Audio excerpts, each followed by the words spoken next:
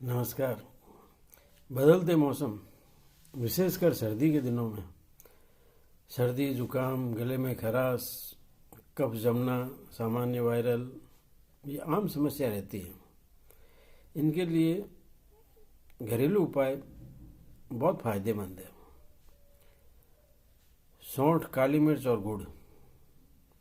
आधा चम्मच सौंठ, चौथाई चम्मच काली मिर्च और थोड़ा सा गुड़ 1 गिलास पानी में इतना उबालें कि वो पानी आधा रह जाए।